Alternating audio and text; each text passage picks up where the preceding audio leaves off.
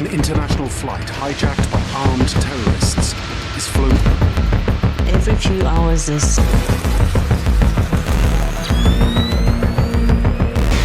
জয় হিন্দ বন্ধুরা। আচ্ছা, ধরুন আপনি আছেন ভারতে, আপনার খুব কাছের বন্ধু এবং আত্মীয় তিনি বিপদে পড়েছেন ইংল্যান্ডে। যত তাড়াতাড়ি সম্ভব আপনাকে ডিসিশন নিতে হবে। তাহলে আপনি কি করবেন? হ্যাঁ, এমনটাই ঘটনা ঘটেছে ইসরায়েলের সাথে, যেটা অপারেশন থান্ডারবোল্ট নামে পরিচিত। ইসরায়েলের একটা প্লেনকে হাইজ্যাক করা হয়। Air France Flight 139 from Tel Aviv to Paris. সেটা রাখা হয় ইসরায়েল থেকে 4000 কিলোমিটার দূরে। অপারেশন চালিয়ে সেখান থেকে ইসরায়েল কিভাবে সমস্ত যাত্রীদের নিরাপদভাবে তার নিজের দেশে ফিরিয়ে নিয়ে আসে, আজকে তারই লোমহর্ষক কাহিনী। এই অপারেশনকে ইসরায়েলের সবথেকে বড় সফল অপারেশন মনে করা হয়। এই অপারেশনের নাম অপারেশন থান্ডারবোল্ট কেন হলো, আসুন তার কারণটা প্রথম জানি। 1976 সালে থান্ডারবোল্ট অপারেশন যখন হয়, তার সময়টা ছিল খুব কম। ইসরায়েলকে ডিসিশন নিতে হয়েছে বৈদ্যুতিক গতির মতো। এই সব ব্যাপারে সময় যত কম লাগবে, রিস্ক তত কম। সময় একটু হেরফের হলেই সাংঘাতিক বিপদ।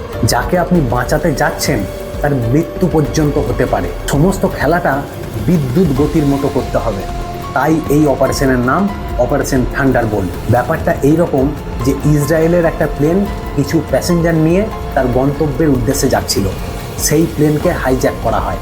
4000 কিলোমিটার দূরে রাখা হয় ওই প্লেনকে। আতঙ্কবাদীর পক্ষ থেকে ওই প্লেনকে মুক্তি দেওয়ার জন্য কয়েকটা শর্ত দেওয়া হয়, কিন্তু ইসরায়েলের নিজস্ব কিছু ব্যাপার আছে। ইসরায়েল আতঙ্কবাদীদের সঙ্গে কখনো কোনো কথা বলে না, কখনো আতঙ্কবাদীদের সঙ্গে সমঝোতা করে না। সময়টা 27 জুন 1976। এয়ার ফ্রান্সের একটা এয়ারবাস, যার নম্বর 203, ইসরায়েলের তেল আভিভ শহর থেকে গ্রিসের রাজধানী এথেন্সের জন্য উড়ান ভরা হয়। মোট 246 জন প্যাসেঞ্জার এবং 12 জন ক্রু মেম্বার।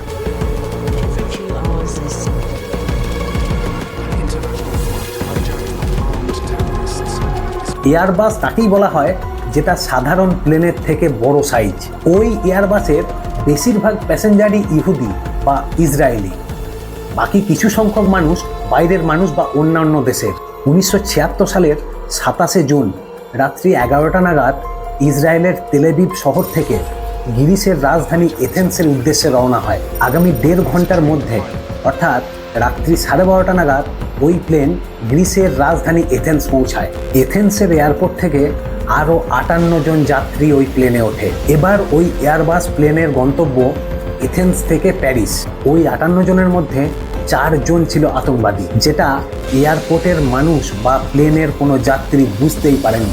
ওই 4 জনের প্রত্যেকের কাছে হ্যান্ড গ্রেনাইড এবং তার সঙ্গে পিস্তল। 4 জনের মধ্যে একজন মহিলা। এই 1976 সালের দিকে এয়ারপোর্টে এত সিকিউরিটি ছিল না, টিকিট থাকলেই যে কেউ ঢুকতে পারত। তখন ককপিটের দরজার মধ্যে লকও ছিল না। সমস্ত সিকিউরিটি কঠিন করা হয় 2000 সালের পর। তাই খুব সহজভাবেই ওই 4 জন আতঙ্কবাদী পিস্তল আর বোম নিয়ে ওই এয়ারবাসে উঠে যায়। আতঙ্কবাদী 4 জনের মধ্যে 2 জন হচ্ছে ফিলিস্তিনি লিবারেশন ফ্রন্ট সংগঠনের, বাকি 2 জন জার্মানির একটা সংগঠনের। এই 4 জন আতঙ্কবাদী ছিল ফিলিস্তিনি স্বাধীনতার লড়াইয়ের সমর্থক। এথেন্স থেকে প্লেন ওড়ার 5 মিনিটের মধ্যেই 4 জন আতঙ্কবাদী নিজের নিজের সিট থেকে উঠে পড়ে। ওই 4 জনের মধ্যে যে মহিলা ছিল, সে তার নিজের ব্যাগ থেকে একটা হ্যান্ড গ্রেনাইড বার করে তার পিন খুলে দেয়। চিৎকার করে সমস্ত প্যাসেঞ্জারদের বলে, সিট থেকে কেউ ওঠার চেষ্টা করবেন না, যে যার নিজের জায়গায় বসে থাকুন। এই গোটা প্লেনকে হাইজ্যাক করা হয়েছে, আপনারা এখন আমাদের কন্ট্রোলে। আমাদের কথা না মানলে এই হ্যান্ড গ্রেনাইড দিয়ে গোটা প্লেনকে উড়িয়ে দেব। বাড়ি যাওয়া তো দূরের কথা, এখানেই সবাই শেষ হয়ে যাবেন। কথা শোনা মাত্র গোটা প্লেনের সমস্ত যাত্রীরা থমকে যায়। ঠিক তখনই একজন হাইজ্যাকার দৌড়ে যায় প্লেনের ককপিটের দিকে, মাথায় পিস্তল ঠেকিয়ে কো পাইলটকে তার সিট থেকে তুলে দেয়। আপনাদের আগেই বলেছিলাম যে প্লেনের ভিতর ককপিটের উপর তখন অত নজরদারি ছিল না, ভিতর থেকে কোনো লক লাগানোর সিস্টেম ছিল না। ওই আতঙ্কবাদী কো পাইলটকে ককপিটের বাইরে বের করে দেয়। কো পাইলটকে মাথায় বন্দুক ঠেকিয়ে 3 জন আতঙ্কবাদী তাদের হেফাজতে নেয়, আর ককপিটের ভিতর কো পাইলটের সিটে একজন আতঙ্কবাদী বসে পড়ে। ওই আতঙ্কবাদী পাইলটকে বলে, এখন প্যারিস নয়, প্লেনকে লিবিয়ার বেংহাজি নিয়ে চলো। পাইলটের কিচ্ছু করার নেই, এত যাত্রী ওই প্লেনে। বাধ্য হয়েই পাইলট প্লেনের মোড় ঘুরিয়ে দেয় বেংহাজির দিকে। প্লেনের ভিতর থেকেই পাইলট বেংহাজির এটিসি অর্থাৎ এয়ার ট্রাফিক কন্ট্রোলের সঙ্গে যোগাযোগ করে। এটিসিকে বলা হয় এয়ার ফ্রান্স 203 হাইজ্যাক করা হয়েছে, প্লেনে ফিউল বা জ্বালানি শেষের দিকে। সমস্ত ব্যাপার শুনে বেংহাজির এটিসি ল্যান্ড করার পারমিশন দেয় বেংহাজির এয়ারপোর্টে। অবতরণের পর রিফিউলিং করা হয় এয়ার ফ্রান্স 203-কে। ওই প্লেনে একজন ব্রিটিশ বৃদ্ধা ছিলেন, যিনি প্লেনে ওঠার পর থেকেই নিজেকে অসুস্থ বোধ করছিলেন। ক্রু মেম্বার এবং পাইলট আতঙ্কবাদীদের রিকোয়েস্ট করে যে ওই বৃদ্ধ মহিলাকে ওই বেংহাজি এয়ারপোর্টে নামিয়ে দেওয়ার জন্য। ওই বৃদ্ধা মহিলার শারীরিক অবস্থা দেখে আতঙ্কবাদীরা বেংহাজি এয়ারপোর্টে নামিয়ে দেয় তাকে। বেংহাজির এয়ারপোর্টে 7 ঘন্টা দাঁড়িয়ে থাকে এয়ার ফ্রান্স 203। দীর্ঘ 7 ঘন্টা দাঁড়িয়ে থাকার পর এয়ার ফ্রান্স 203 আবার আকাশে ওড়ে।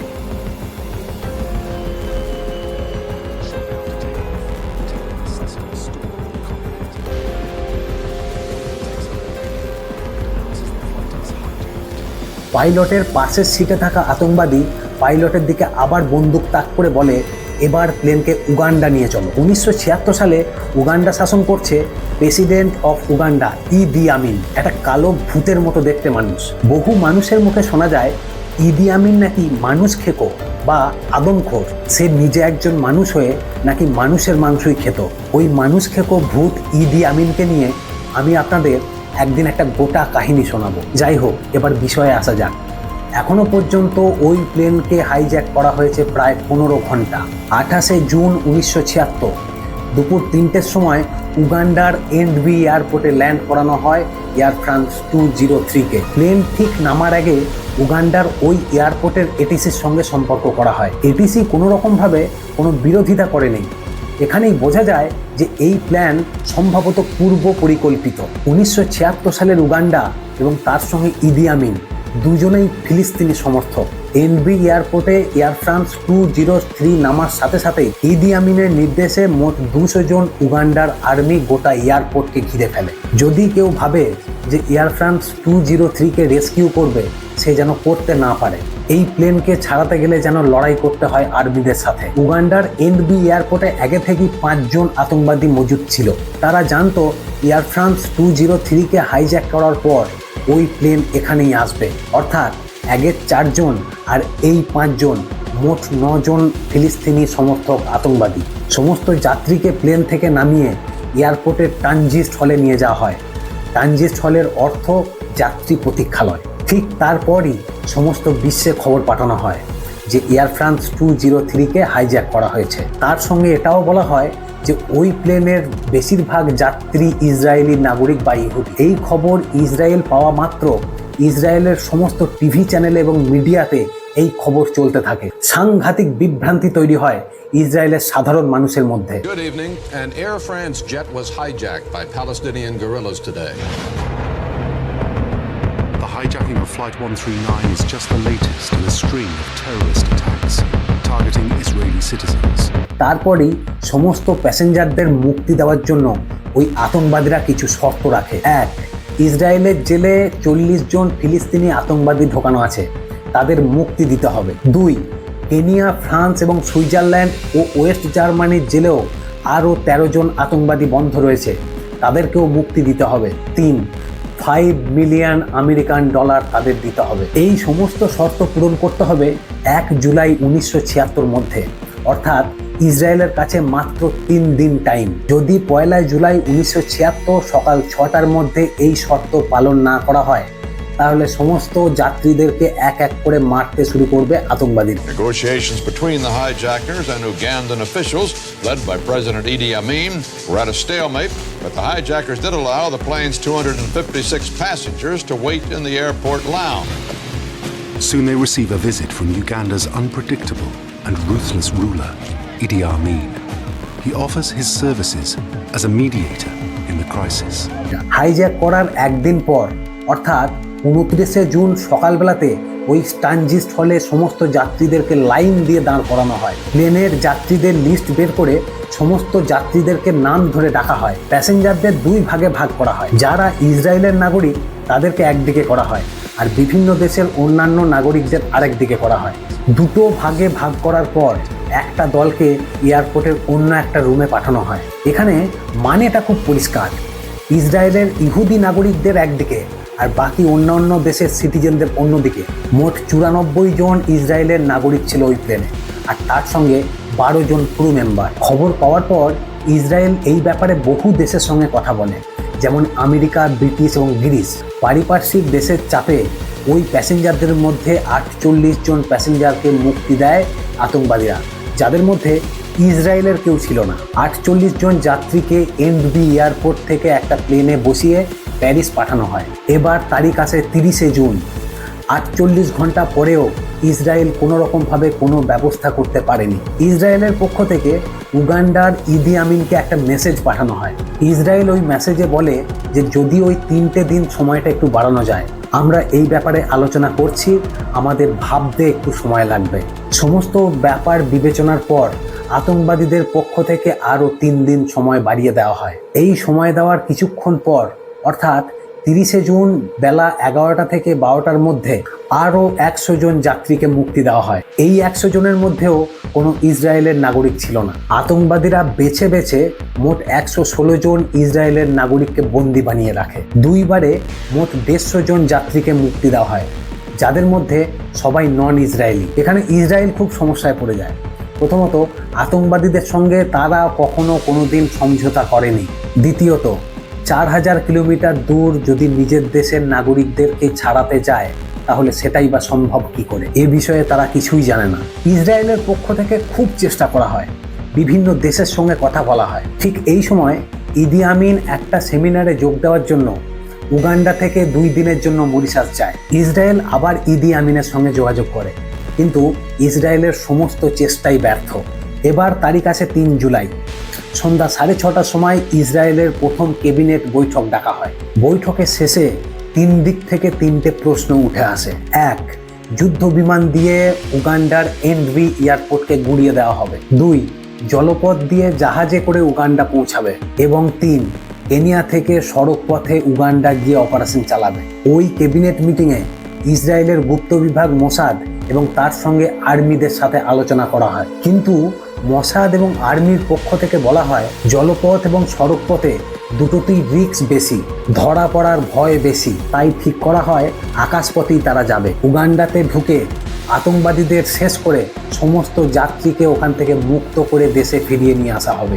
এই অপারেশনের জন্য ইসরায়েলের ব্রিগেডিয়ার জেনারেল ডন সুন্ড্রমকে হেড বানানো হয় এবং লেফটেন্যান্ট কর্নেল নিতিন ইয়াহুকে ফিল্ড অপারেশন হেড বানানো হয়, যে নিজে উগান্ডার মাটিতে গিয়ে অপারেশন চালাবে। খুব গুপ্তভাবে লুকিয়ে 4000 কিলোমিটার গিয়ে নিজের দেশের নাগরিকদের ছাড়িয়ে নিয়ে আসতে হবে। যতটা রিস্ক ততটাই ভয়ঙ্কর। উগান্ডা থেকে ইদি আমিন যে 150 জনের কাছাকাছি মানুষদের মুক্তি দিয়েছিল, তারা প্যারিস পৌঁছানোর পরই ইসরায়েলের গুপ্ত বিভাগ মোসাদ ওই 150 জনকে জিজ্ঞাসাবাদ চালায়। উগান্ডার এনবি এয়ারপোর্টের সমস্ত ছোট ছোট তথ্য নেওয়া হয়, যেমন এয়ারপোর্টটা দেখতে কেমন, তাতে কতজন আতঙ্কবাদী আছে, উগান্ডার সেনারা কোথায় কোথায় মোতায়েন আছে, যাত্রীদের কোথায় রেখেছে, সমস্ত ছোট থেকে ছোট ব্যাপার জিজ্ঞাসাবাদ করা হয়। সমস্ত খবর নেওয়ার পর মোসাদ এজেন্ট ফিরে আসে ইসরায়েলে।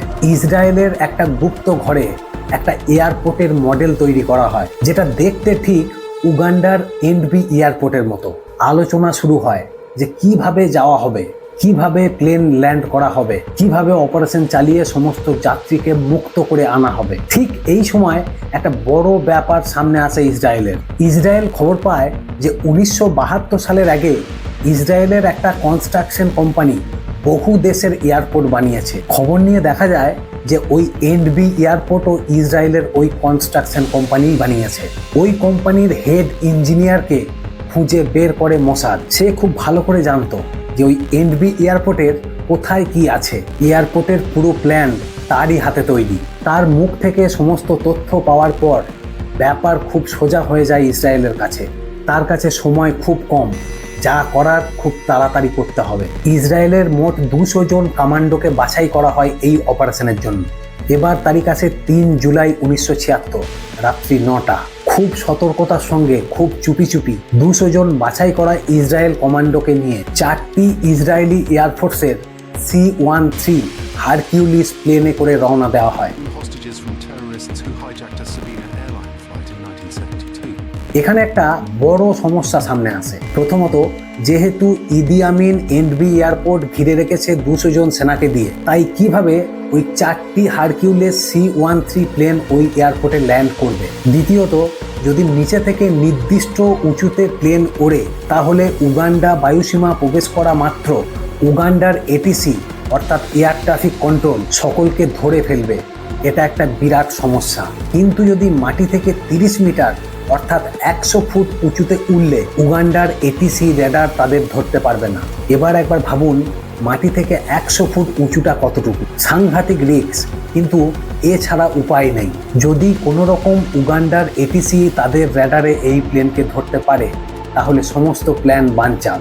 তৃতীয়ত, যদি উগান্ডার এনপি এয়ারপোর্টে নামার আগে সেখানে লাইট অফ করে দেয়, তাহলে আরও বিপদ। কোনোভাবেই ওই 4টি প্লেন সেখানে ল্যান্ড করতে পারবে না। এত রিস্ক নিয়ে রাত্রি 9টার সময় 4টি হারকিউলিস C-130 সেখান থেকে টেক অফ করে। এই 4টি প্লেনের মধ্যে একটি প্লেনকে খালি নিয়ে যাওয়া হয়, কারণ বন্দি হওয়া যাত্রীদের রেস্কিউ করার পর ওই খালি প্লেনে করে ইসরায়েল নিয়ে আসা হবে। আরেকটি প্লেনকে উগান্ডার কাছাকাছি একটা এয়ারপোর্টে রাখা হয়, তাতে সমস্ত মেডিকেল সরঞ্জাম। যদি বড়সড় কোনো দুর্ঘটনা ঘটে, তাতে করে এই বিমান যেন তাদেরকে সাহায্য করতে পারে। আরেকটি প্লেনে কালো রঙের একটি মার্সিডিজ গাড়ি এবং তার সঙ্গে রেঞ্জ রোভারের একটি কনভয় রাখা হয়। এবার প্রশ্ন, ওই প্লেনের ভিতর মার্সিডিজ আর রেঞ্জ রোভারের কনভয়টা কেন? ব্যাপার হচ্ছে, ইসরায়েলের গুপ্ত বিভাগ মসাদ খবর পায় যে উগান্ডার ইদি আমিন যে প্রেসিডেন্ট, সে মার্সিডিজ গাড়ি খুব ভালোবাসে। সে যখনই রাস্তায় বের হয়, সে তখনই থাকে কালো রঙের একটা মার্সিডিজ গাড়ি, আর তার কনভয়ে সমস্ত রেঞ্জ রোভার গাড়ি, যাতে তার সমস্ত সিকিউরিটিরা থাকে। উগান্ডার মানুষ যখনই এই গাড়ি দেখতে পায়, তারা বুঝেই নেয় যে এটা ইদি আমিনের কনভয় যাচ্ছে।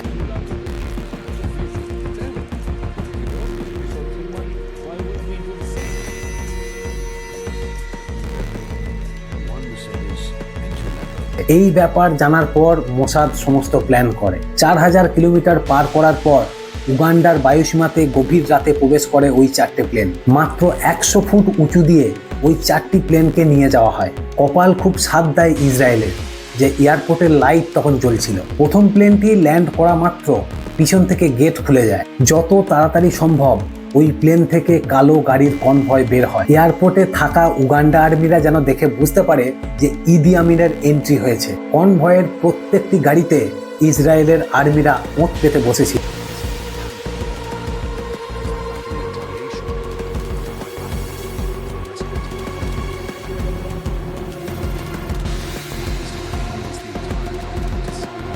সমস্ত গাড়ির কনভয়কে এয়ারপোর্টের ট্রানজিট হলের দিকে নিয়ে যাওয়া হয়, যেখানে সমস্ত যাত্রীদের আটকে রাখা হয়েছে। ইসরায়েল আর্মিদের সমস্ত হাতিয়ারে সাইলেন্সার লাগানো, ফায়ার করার সময় যেন বেশি শব্দ না হয়, উগান্ডা আর্মি যেন বুঝতে না পারে যে হামলা হয়েছে। উগান্ডা আর্মির সমস্ত গার্ড এই কনভয়কে দেখে স্যালুট করে। তারা বুঝে নেয় প্রেসিডেন্ট ইদি আমিন এসছে। কিন্তু 2 জন উগান্ডা আর্মি, যারা বহুদিন ইদি আমিনের সুরক্ষা গার্ড ছিল, তারা ব্ল্যাক মার্সিডিজ দেখা মাত্র আটকে দেয়। মোসাদ এখানে খুব বড় একটা ভুল করে ফেলে। এই অপারেশনের 3 দিন আগে অর্থাৎ 1 জুলাই ইদি আমিন ব্ল্যাক মার্সিডিজ পাল্টে প্রথমবার হোয়াইট মার্সিডিজ কিনেছে। গত 3 দিন আগে থেকেই কালো গাড়ি ছেড়ে সাদা গাড়িতে চাপছিল ইদি আমিন। এই 3 দিনের খবরটা ইসরায়েলের মোসাদ পায়নি। শুধুমাত্র ওই 2 জন গার্ড জানতো যে ইদি আমিন গাড়ি পাল্টেছে। তাদের সন্দেহ হয়, তাই তারা গোটা কনভয়কে আটকে দেয়। কনভয় না দাঁড়ানোর জন্য ওই 2 জন গার্ড AK-47 দিয়ে প্রথম গুলি করে ওই কনভয়ে। সঙ্গে সঙ্গে গাড়ির ভিতর থেকেও ইসরায়েলের আর্মিরা গুলি চালায়। ঠিক ওখানেই উগান্ডার ওই 2 জন গার্ডের মৃত্যু হয়।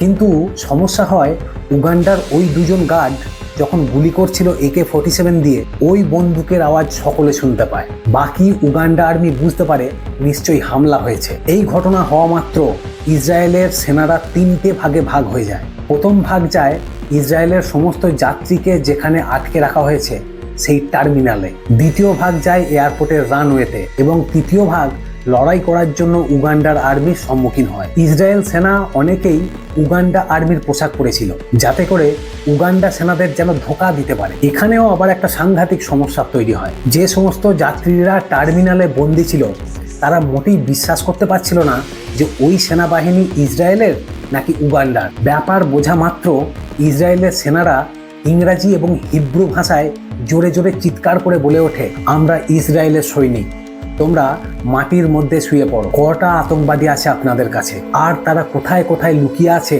সেটা আপনারা জানলে বলুন। সাথে সাথেই যাত্রীরা ওই টার্মিনালের একটা অন্য ঘরের দিকে আঙুল দেখায়। দেখা মাত্র বন্দুক আর হ্যান্ড গ্রেনাইড দিয়ে হামলা চালায় ইসরায়েল সৈনিক। মাত্র 6 মিনিটের মধ্যেই ইসরায়েল সৈনিক ওই টার্মিনাল থেকে সমস্ত যাত্রীকে বের করে সুরক্ষিতভাবে প্লেনের কাছে নিয়ে যায়। ইসরায়েলের সেনার গুলিতে 9 জন আতঙ্কবাদীর মৃত্যু হয় এবং তার সঙ্গে সঙ্গে উগান্ডা আর্মির 48 জন সেনার মৃত্যু হয়। সমস্ত যাত্রীদেরকে সুরক্ষিতভাবে ইসরায়েলের সেই ফাঁকা প্লেনে বসানো হয়। 6 জন ইসরায়েলি সৈনিক জখম হয় এবং ইসরায়েলের কর্নেল নিতিন ইয়াহুর বুকে একটা গুলি লাগে। ওই 4টি প্লেন ওখান থেকে ফিরে আসার আগে এন্ডবি এয়ারপোর্টের মধ্যে কয়েকটা মিগ যুদ্ধ বিমান দাঁড় করানো ছিল। ইসরায়েলের সেনারা ওই এয়ারপোর্টে থাকা সমস্ত যুদ্ধ বিমানকে বোম দিয়ে উড়িয়ে দেয়। এর কারণ ইসরায়েলের ওই 4টি বিমান যখন ফিরে আসবে তখন ওই উগান্ডার যুদ্ধ বিমান নিয়ে ওখানকার সেনারা পিছনে যেন হামলা না করতে পারে। আকাশ থেকে প্লেন নামার এবং অপারেশন শেষ করে আবার প্লেনের ওঠার এর টাইমটা লাগে মাত্র 56 মিনিট। সমস্ত ঘটনা শেষ হওয়ার পর উগান্ডার ইদি আমিন এই গোটা ঘটনার খবর পায়। শোনা যায় এই ঘটনা শোনার পর খুব রাগ হয়েছিল তার। সে নাকি মানবাধিকার কমিশনের কাছে রিপোর্ট করে। সে মানবাধিকার কমিশনকে বলে যে ইসরায়েলের এইভাবে আমার বায়ুসীমার মধ্যে ঢোকা উচিত হয়নি। সে নিজেও কিছু এই ব্যাপারে করতে পারেনি, তাই এইসব কথাবার্তা বলা বেকার। পরের দিন খুব সকাল সকাল ওই 4টি বিমান সমস্ত যাত্রীদের নিয়ে ইসরায়েল এয়ারপোর্টে পৌঁছায়। খবর পাওয়া মাত্র ইসরায়েলের সাধারণ মানুষের মধ্যে সাংঘাতিক খুশির মহল। লক্ষাধিক সাধারণ মানুষ যারা ইসরায়েলের এয়ারপোর্টের বাইরে জমা হয়। ইসরায়েলের প্রাইম মিনিস্টার সাংবাদিক বৈঠকে বলেন যে আমাদের সমস্ত অপারেশন সফল হয়েছে। নিতিন ইয়াহু যে ইসরায়েলের কর্নেল যার বুকে গুলি লেগেছিল, প্লেনে আসার সময় তার প্লেনের মধ্যেই মৃত্যু হয়। নিতিন ইয়াহুর বীরত্ব সারা ইসরায়েলে ছড়িয়ে পড়ে। পরবর্তীকালে নিতিন ইয়াহুর ছোট ভাই রাজনীতিতে আসে। সাধারণ মানুষের নিতিন ইয়াহুর প্রতি এত ভালোবাসা আর শ্রদ্ধা ছিল, পরবর্তী নির্বাচনে তার ছোট ভাই বেঞ্জামিন নেতানিয়াহু প্রার্থী হয় এবং সাধারণ মানুষ তাকে জিতিয়ে দেয়। বর্তমান ইসরায়েলের প্রাইম মিনিস্টার সেই নিতিন ইয়াহুর ছোট ভাই বেঞ্জামিন নেতানিয়াহু। এই অপারেশনের নাম দেওয়া হয় অপারেশন থান্ডারবোল্ট। পুরো কাহিনী শোনার পর আপনাদের কেমন লাগলো সেটা অবশ্যই কমেন্টের মধ্যে জানাবেন। আজকের ঘটনা এই পর্যন্তই। সকলে ভালো থাকবেন, সুস্থ থাকবেন। ধন্যবাদ।